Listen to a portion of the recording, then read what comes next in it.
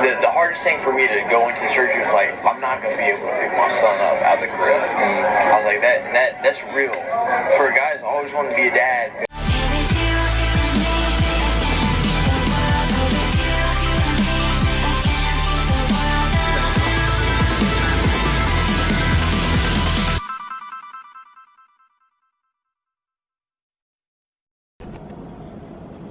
What's up, guys? The video you're about to watch is from Thursday, and today's Friday, and I didn't upload yesterday, and I'm so disappointed in myself. And it's the reason that I bought this enormous computer, because my MacBook Air is like out of memory, and like the battery, it's just slow and bad, and I'm making excuses right now for sucking shit, but I missed a day of uploading. And I'm just, I beat myself about it yesterday. It's in the past, it's behind me. I'm just moving forward, upload every day, no pain. But I meet with Chris, who I randomly selected from Snapchat and flew down to, so he lived in Orlando and I flew into the Melbourne airport because I wanted to be on the beach, and then we met kind of halfway. It was really, really fun. Some good stuff out of that conversation. I had a lot of fun. It felt good for me. I think he had fun too, so. Enjoy that. And then I also play a song over instead of doing like a commentary, because the song I was listening to on repeat on the beach on Wednesday morning, which I really like. I'm super into the lyrics. It's not like I wasn't like trying to do a crazy edit. It just instead of voicing over what I was doing, I wanted to play that song for those of you who are into music, and like it's a way inside my head that is more artsy and less direct than me speaking to you, but like the lyrics in that song for many years of my life were like impactful. Enjoy the video.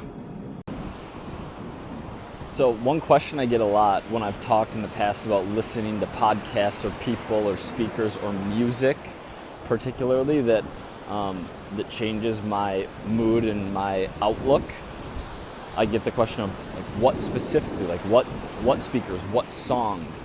And the song I'm about to play is one that every time I'm on the beach I listen to on repeat, and I remember like 2010, 2011, 2012, it was really like, it's not a great, like objectively, I don't know anything about music, but I just know what songs make me feel, and the lyrics specifically of this are something that I just can't get enough of.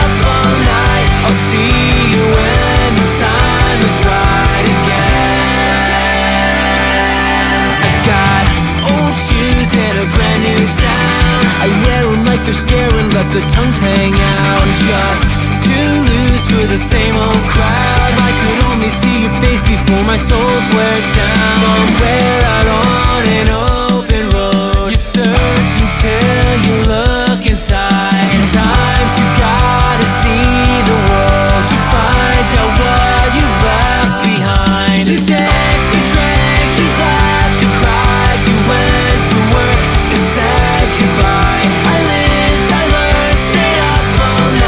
I'll see you when the time is right again.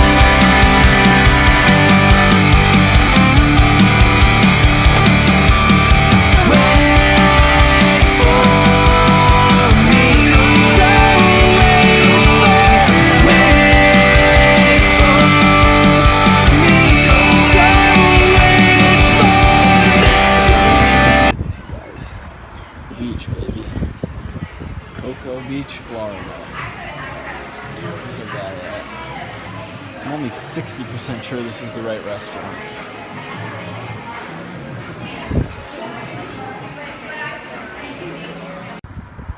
That was the incorrect restaurant. We're looking for a different restaurant. We're looking for Florida seafood. Yeah, Florida seafood.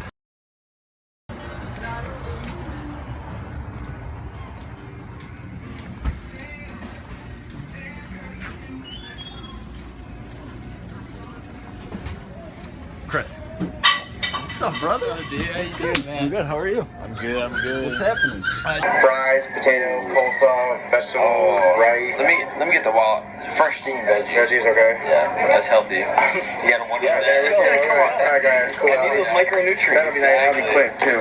Thank you very much. I appreciate it, man. So much. We might- If you guys need anything, let me know. Cool. Thank you. We might need another order of these. Yeah, I'll bring it up first. So I came down here to work here. I mean, that's my passion. That's my first passion. I'll say that.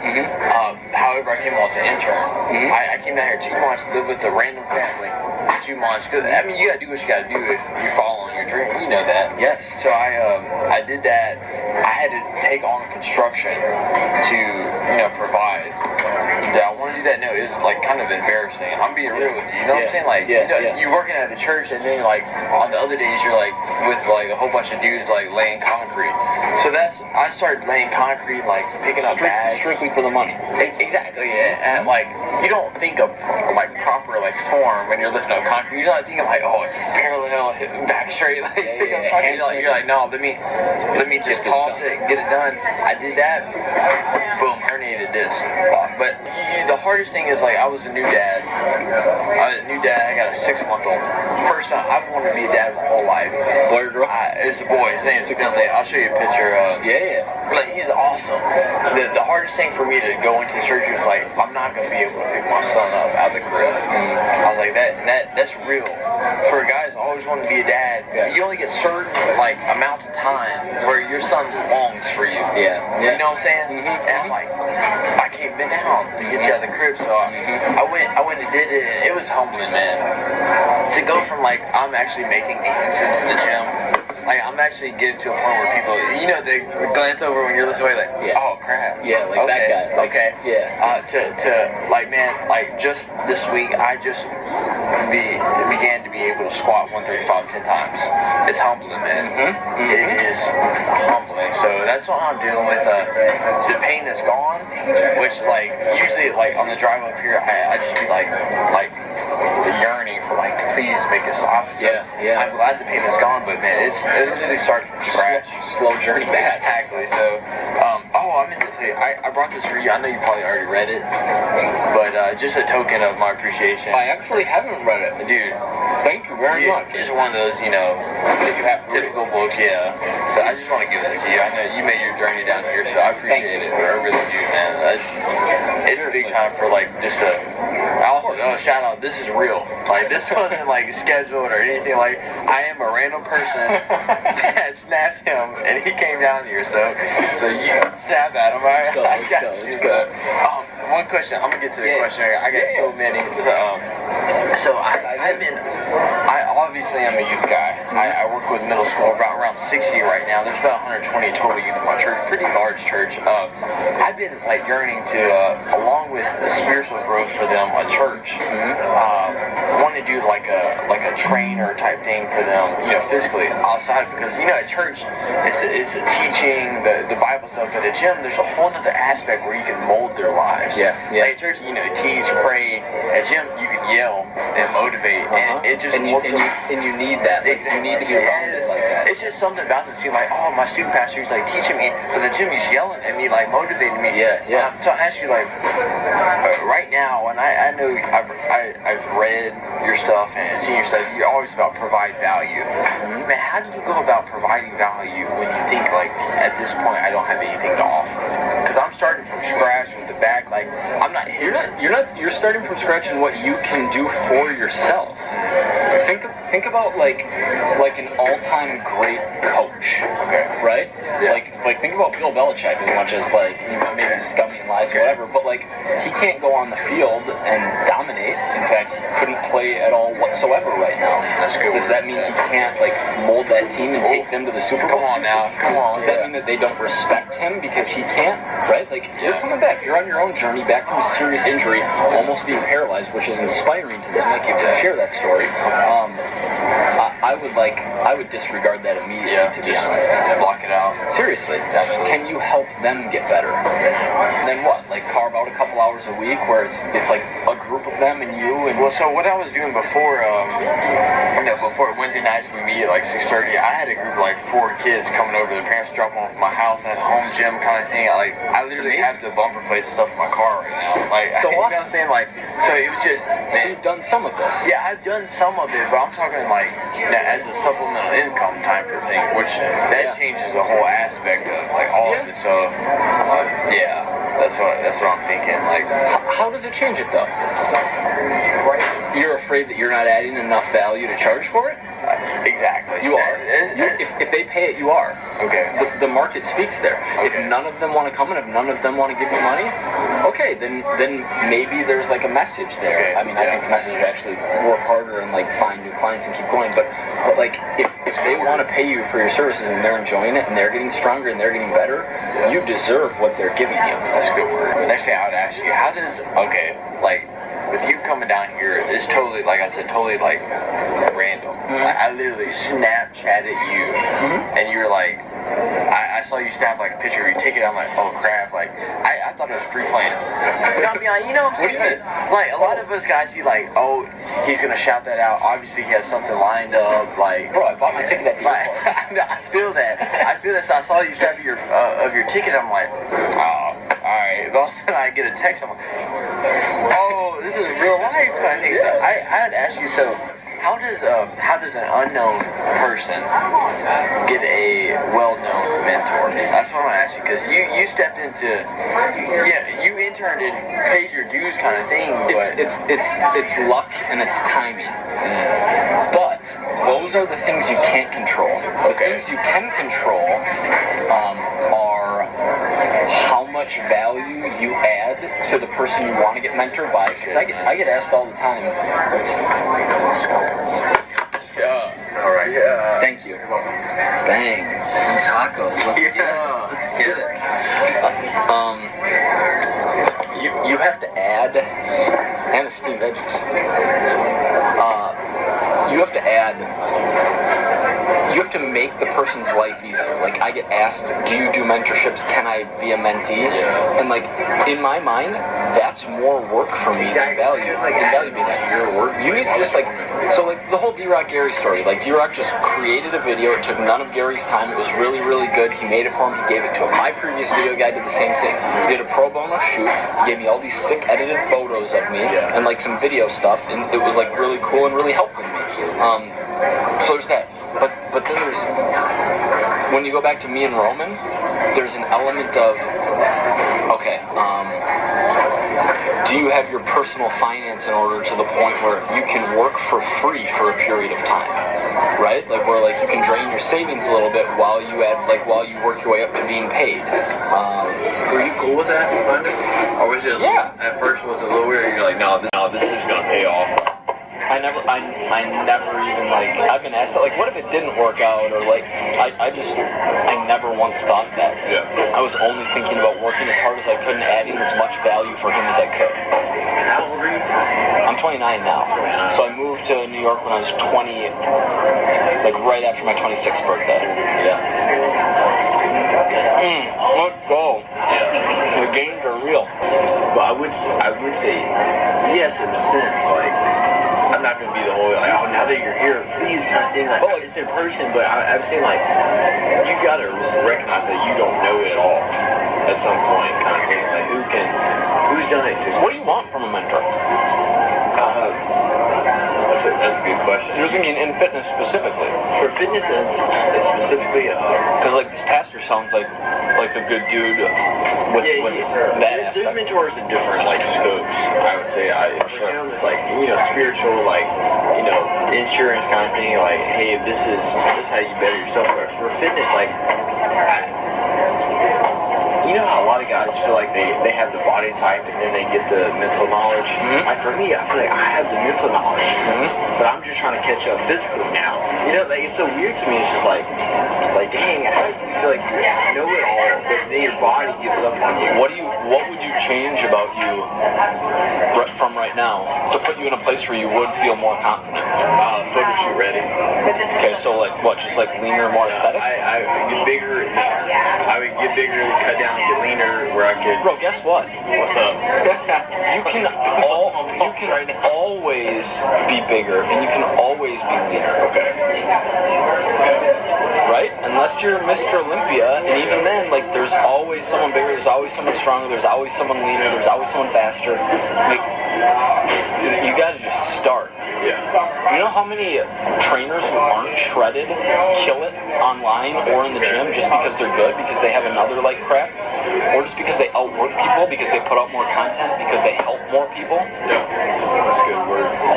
So, like with what I'm thinking, like the whole the youth aspect, youth and social media go hand in hand. Mm-hmm. And where would you like draw the line between inspiring and annoying? What do you mean? Like, at what point is it too much? You're gonna have to talk about all of you because you're doing it, posting it so much, or Because of frequency? Bro, I used to think like this. No, I used to do this. Okay, so what matters more in this situation? Let's just take Instagram, for example. okay. If you post a really, really good picture once a week for a year, over the course of that year, no one unfollows you because you're great to follow. It's just once a week and it's an amazing picture, and 500 people follow you. Okay?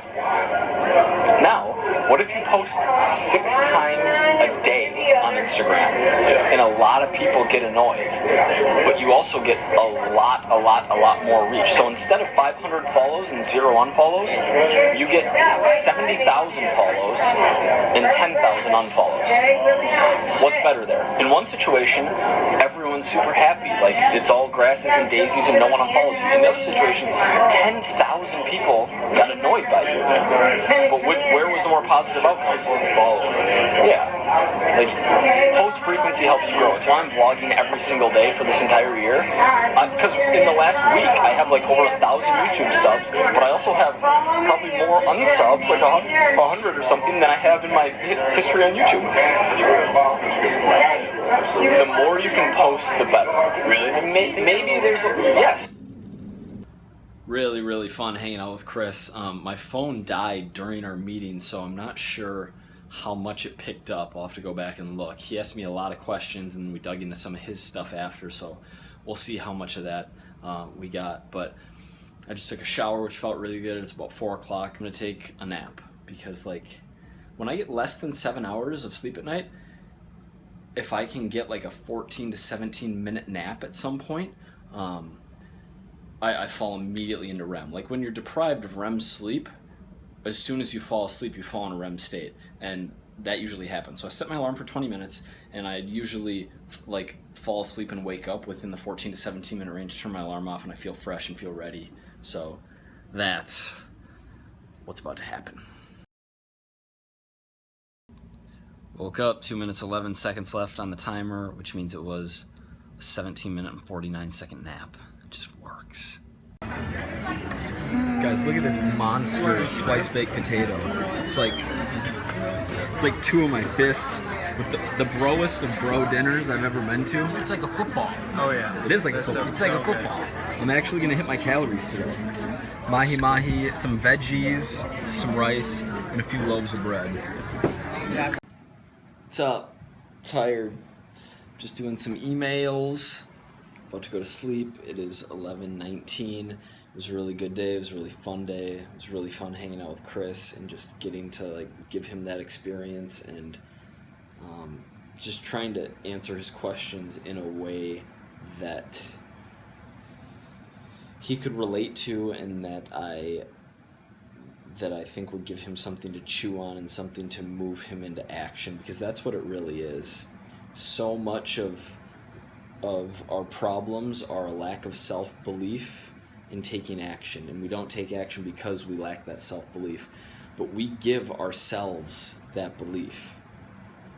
You decide that you're good enough, and then you go do it, and then you find out if you're good enough. But if you just sit and wonder if you're good enough, or think that you're not good enough, you're never going to know, and you're never going to be good enough. You just do it, and then you find out. And if that means failing, that means failing, but regret is a lot worse than failure. I'm not trying to get all hyped up, though. I'm actually really tired.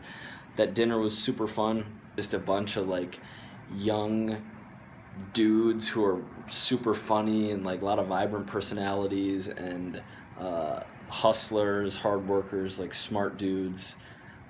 I really want to make a lot of 18. If you're an 18 to 23 year old dude, 18 to 23, I'm looking for someone in your demo to be my friend, a bunch of you, because I really feel like keeping that youthful energy around is good and is beneficial, and prevents as people get older, they get more negative, and they complain easier, and they get slower, and they make excuses. I want that fire. And so anyway, if you're in that demo, I'm dragging on with this clip, but I want to be your friend.